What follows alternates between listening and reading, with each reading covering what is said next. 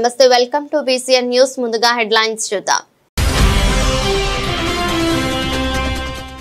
శ్యామసుందరపురంలోని శ్రీ అభయాంజనేయ స్వామి దేవాలయంలో ప్రత్యేక పూజలు నిర్వహించిన భక్తులు అనంతరం అన్న వితరణ చేసిన ఆలయ నిర్వాహకులు వెంగళతూరు శరవణన్ రాధమ్మ దంపతుల మరియు పాలూరు బాలు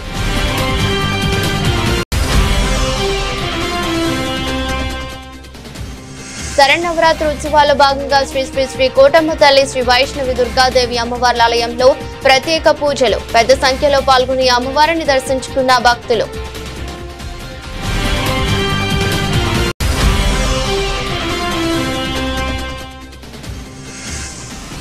వాకాడు మండలం ముట్టెంబాక గ్రామంలో తహసీల్దార్ ఆధ్వర్యంలో పౌర హక్కుల దినోత్సవ కార్యక్రమం SC/ST అట్రాసిటీ చట్టాలపై అవగాహన కలిగి ఉండాలని సూచన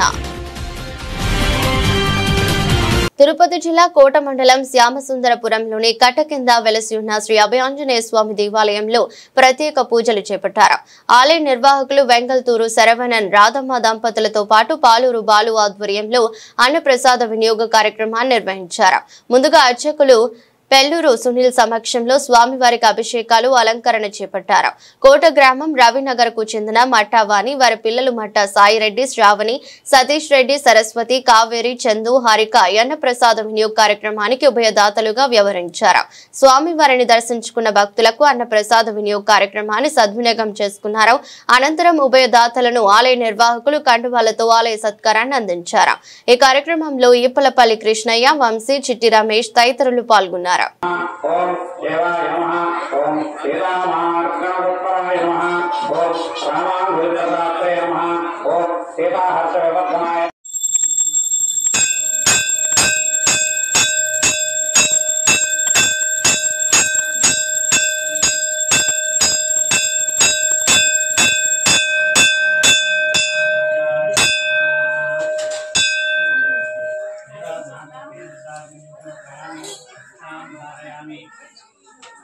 జై శ్రీరామ్ జై శ్రీరామ్ జై శ్రీరామ్ జై శ్రీరామ్ జై శ్రీరామ్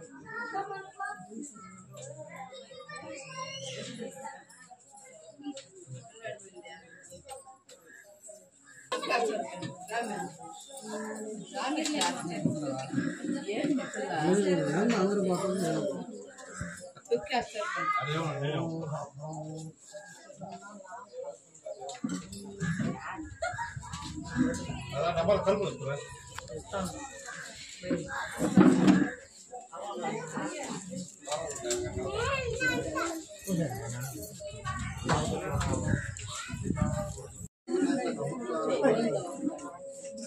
జై శ్రీరామ్ జై శ్రీరామ్ జై శ్రీరామ్ జై శ్రీరామ్ జై శ్రీరామ్ జై శ్రీరామ్ జై శ్రీరామ్ జై శ్రీరామ్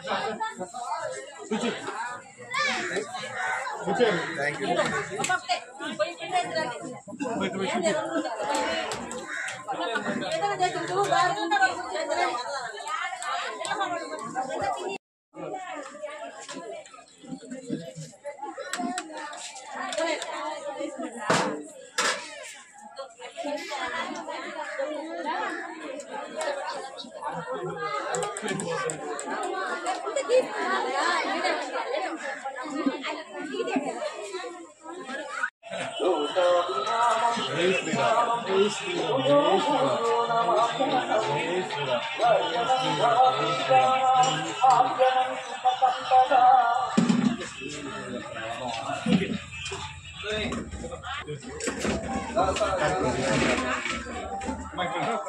నవరాత్రి సందర్భంగా అభయ ఆంజనేయ స్వామి దేవాలయం దగ్గర రామచంద్రపురంలో సాయి సతీష్ మన కుటుంబ సభ్యులు ఈరోజు అన్నదాన కార్యక్రమాన్ని నిర్వహిస్తున్నారు. వారికి వారి కుటుంబ సభ్యులకి అభయ ఆంజనేయ స్వామి కరుణా కటాక్షాలు ఎల్లప్పుడూ ఉండాలని మనసారా కోరుకుంటున్నాం. జై శ్రీరామ్, జై శ్రీరామ్, జై శ్రీరామ్, జై శ్రీరామ్. తిరుపతి జిల్లా కోట మండలం కోట పట్టణంలో వెలసి ఉన్న శ్రీ శ్రీ శ్రీ కోటమ్మ తల్లి శ్రీ వైష్ణవి దుర్గాదేవి అమ్మవార్ల ఆలయంలో శరన్నవరాత్రి ఉత్సవాల్లో భాగంగా ప్రత్యేక పూజల అభిషేకాలు చేపట్టారు. ఆలయ ధర్మకర్త నల్లపరెడ్డి జగన్మోహన్ రెడ్డి, లక్ష్మి కవితమ్మ దంపతుల సమక్షంలో శ్రీ కోటమ్మ తల్లి అమ్మవారిని వెండి కవచాలతో పాటు పట్టు వస్త్రాలతో అలంకరణ చేశారు. అలాగే శ్రీ వైష్ణవి దుర్గాదేవికి పలు రకాల సుగంధ ద్రవ్యాలతో పంచామృత అభిషేకం చేశారు. అర్చకులు పెళ్లూరు సునీల మంత్రోచ్చరణ మధ్య ప్రత్యేక పూజలు చేసి అమ్మవారికి శ్రీ దుర్గాదేవి అలంకరణ చేశారు. ఈ సందర్భంగా శ్రీ దుర్గాదేవి సహస్రనామ పారాయణం, నవావరణ అర్చన చేపట్టారు. 9వ రోజున భక్తులకు శ్రీ వైష్ణవి దుర్గాదేవి అమ్మవారు దుర్గాదేవి అలంకరణలో భక్తులకు దర్శనమిచ్చారు. అమ్మవారిని దర్శించుకున్న భక్తులు తీర్థ ప్రసాదాలను స్వీకరించారు. కార్యక్రమంలో శ్రీ కోటమ్మ తల్లి ఆలయ పూజారి కోసన కృష్ణయ్య, సీనయ్య, రెట్టపల్లి కృష్ణయ్య తదితరులు పాల్గొన్నారు.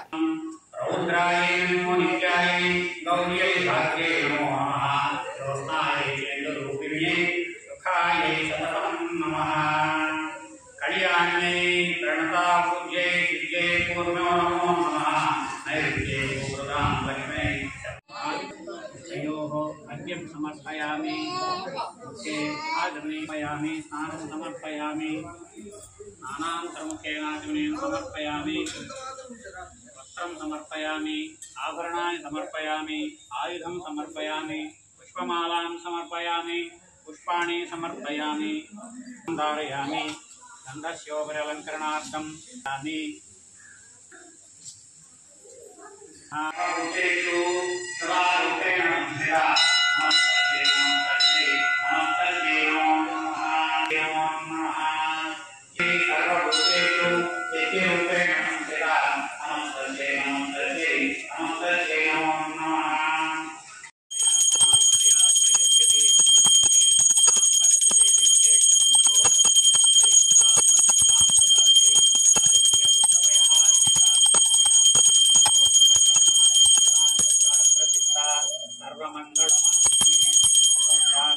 देवी नारायणी नमोस्तुते सर्वस्वरूपे सर्वेशी सर्वशक्ति समन्विते देव्यत्राहिनो देवी स्वामाश्रितानां न विपन्नराणां स्वामाश्रितास्य श्रेयतां प्रयन्ति सर्वबाधा प्रशमनं त्रैलोक्यां धारयामि अपरक्षां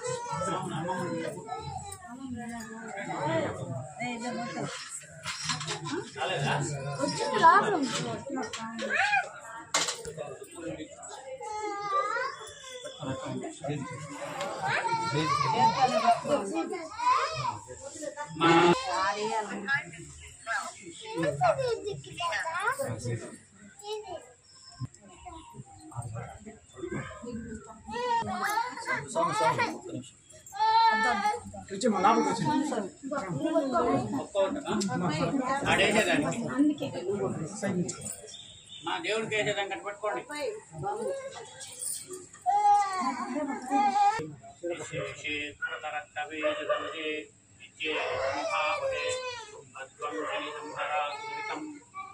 నమస్తే అంబికే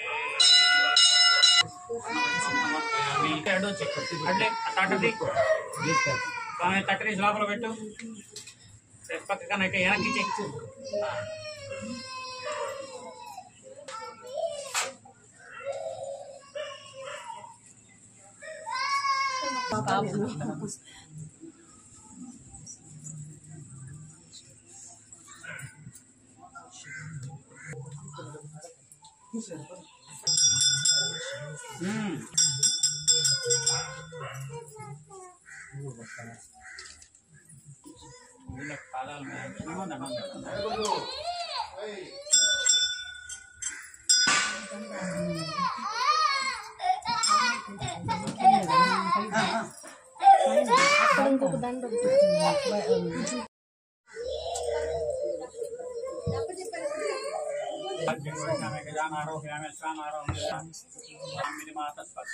परमेश्वरी कारुण्य भावेन रक्ष रक्ष महेश्वरी दुर्गा परदेवतायै नमो नमः दुर्गा स्वरूपेण वैष्णवी दुर्गायै नमो नमः।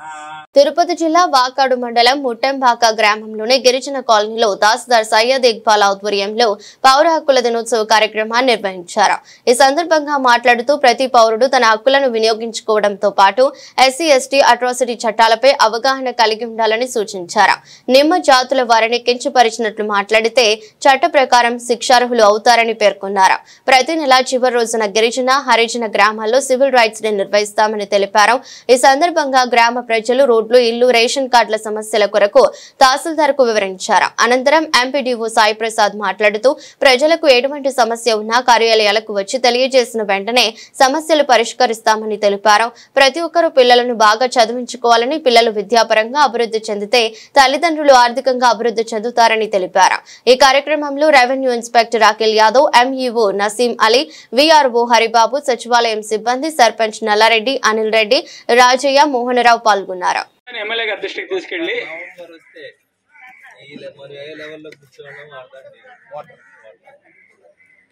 సార్ తహసీల్దార్ కూడా నోట్ చేసుకున్నారు.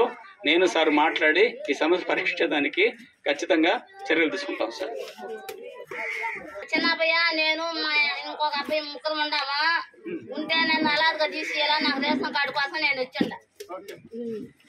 ఇప్పుడు మన మండల డిపార్ట్మెంట్ వచ్చిన అధికారులకు, గ్రామ పెద్దలకు, సర్పంచ్కి, ఇంకా ఉన్న అధికారులకు అందరికీ నా వందనాలు సమర్పిస్తున్నాను.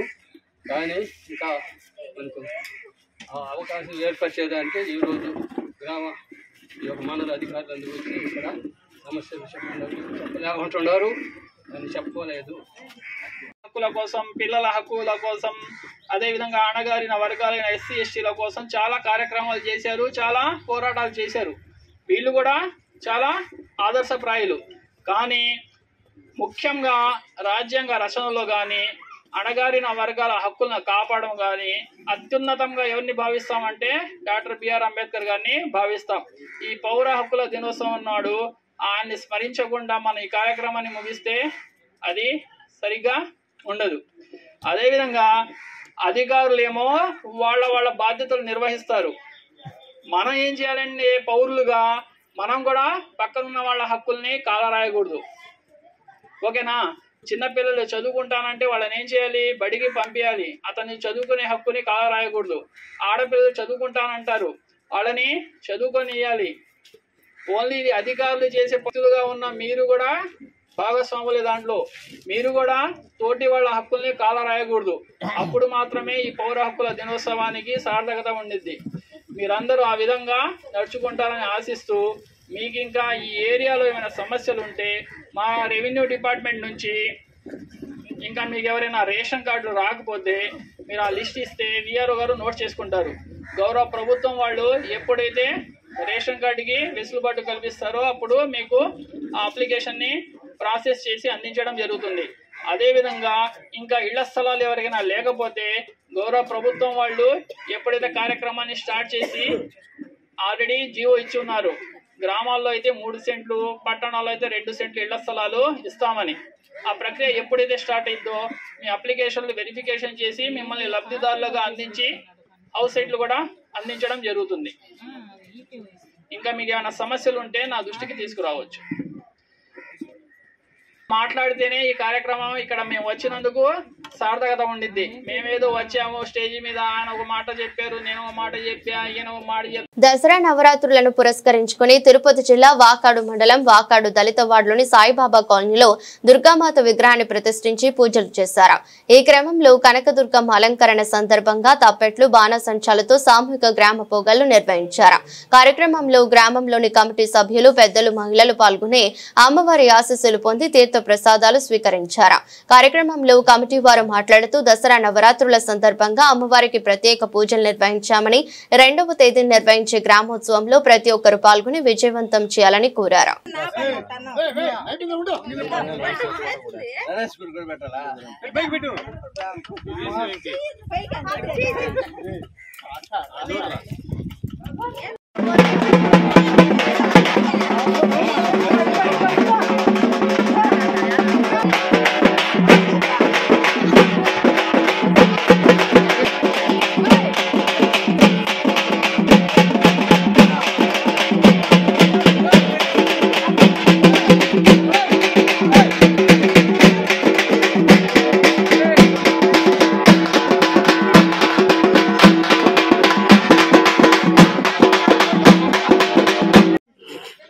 దసరా నవరాత్రి సందర్భంగా మన సాయిబాబా గుడి వీధిలో దుర్గాదేవి నవరాత్రి మహోత్సవం జరుగుతున్నది. వాకాడు మండలం వాకాడు గ్రామంలో ఈరోజు ఈ కార్యక్రమం జరుగుతున్నది.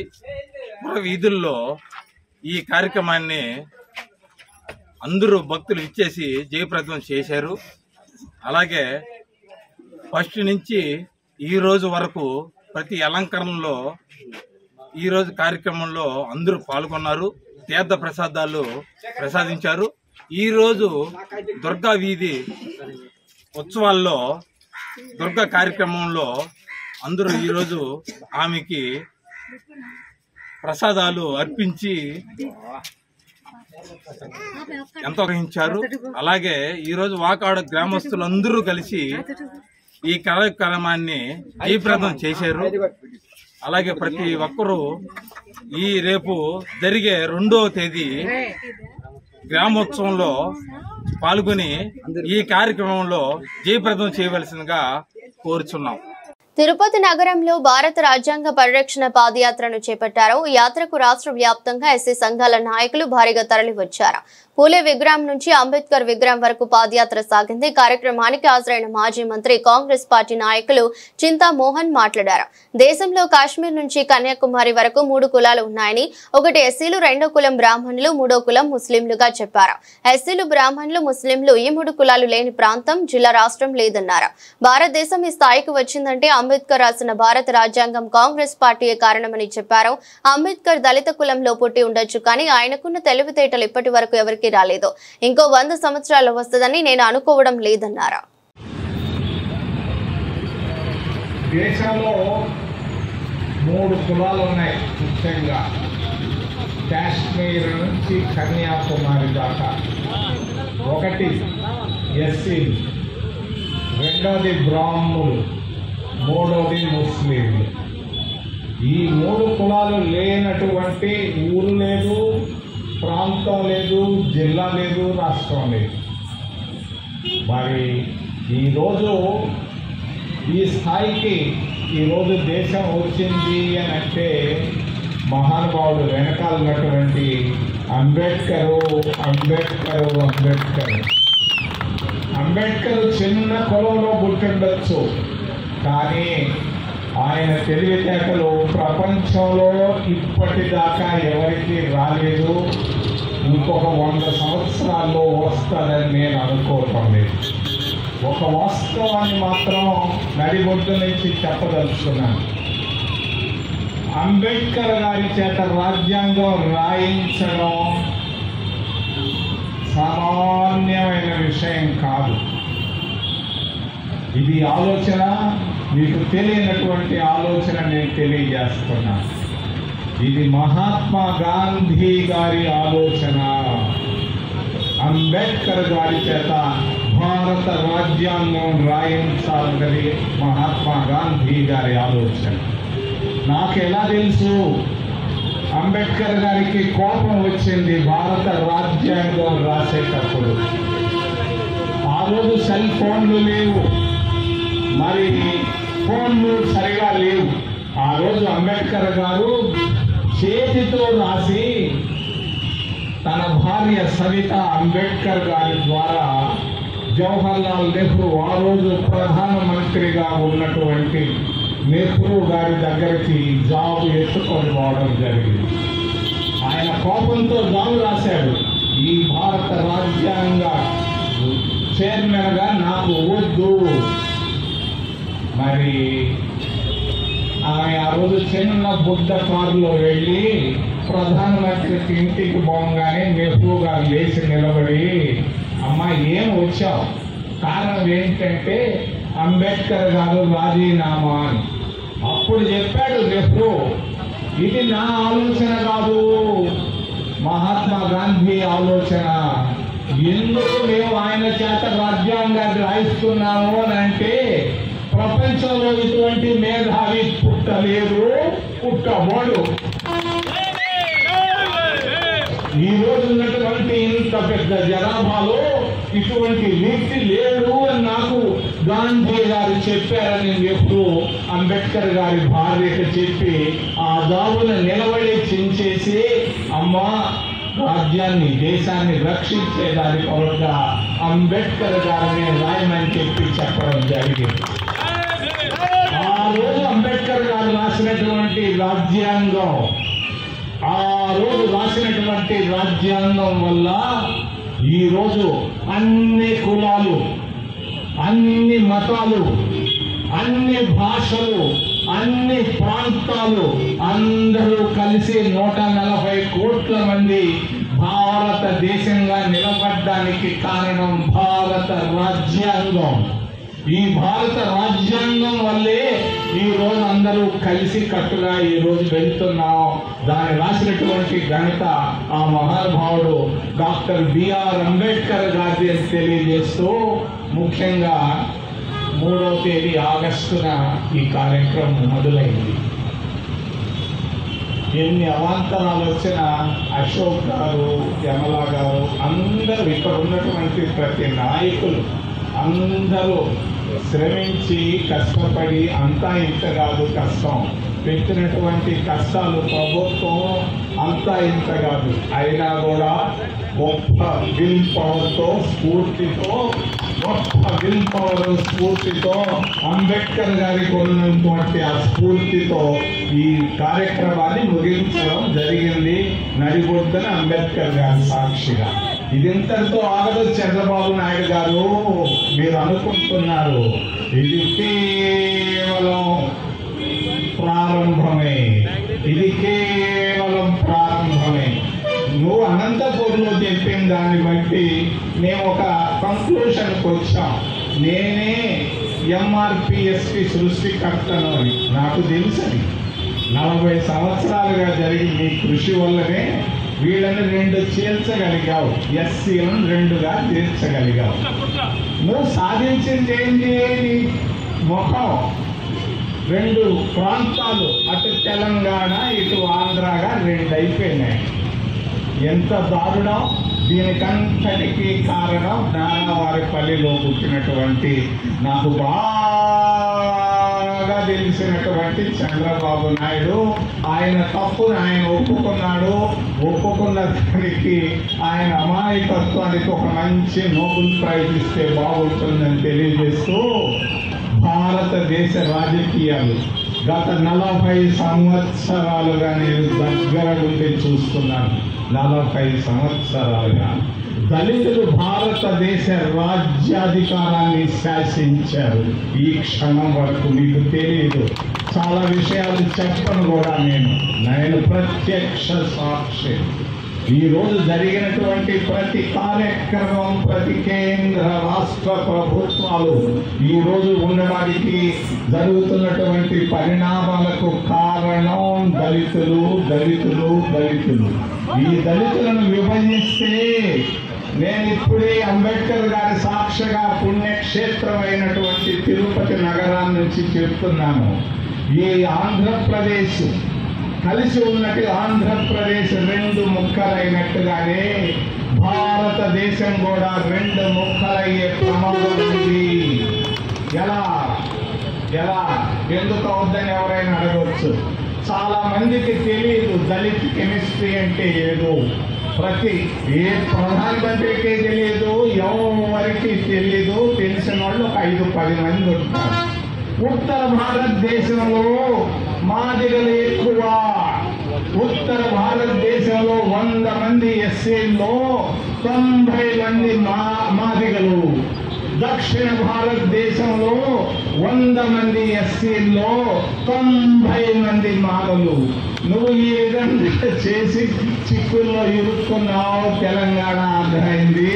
నేను చెప్తున్నాను, మోడీ ఎక్కడ ఉన్నావో నేను తెలీదు. మీ గురువులందరూ నా ఇంటికి వచ్చిపోయిన వాళ్ళే. మీ గురువులు ఎవరో తెలుసు మీకు. మీ గురువులంతా 2 సీట్లు ఉన్నప్పుడు, 2 లోక్సభ స్థానాలు ఉన్నప్పుడు మెట్లు ఎక్కలేక మా మెట్లు ఎక్కి వచ్చారు మీరు. మీ సంగతులన్నీ నాకు తెలుసు. దయచేసి ఈ దళిత విభజన జోలికి రావద్దు రావద్దు రావద్దు రావద్దు. ప్రమాదకరం ప్రమాదకరం. అక్కడ ఉన్నటువంటి జర్మనీ 2 అయింది.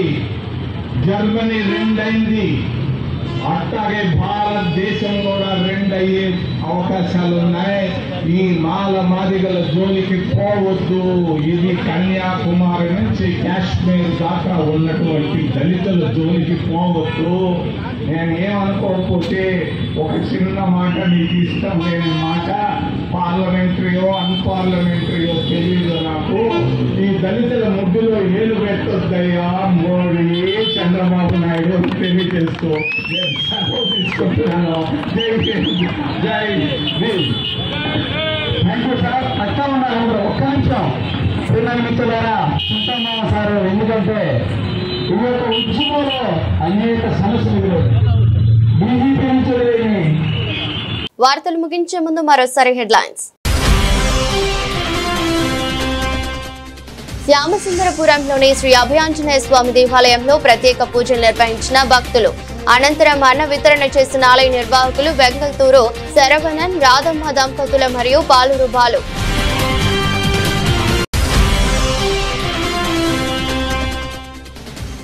శరన్నవరాత్రి ఉత్సవాల్లో భాగంగా శ్రీ శ్రీ శ్రీ కోటమ్మ తల్లి శ్రీ వైష్ణవి దుర్గాదేవి అమ్మవార్ల ఆలయంలో ప్రత్యేక పూజలు. పెద్ద సంఖ్యలో పాల్గొని అమ్మవారిని దర్శించుకున్న భక్తులు.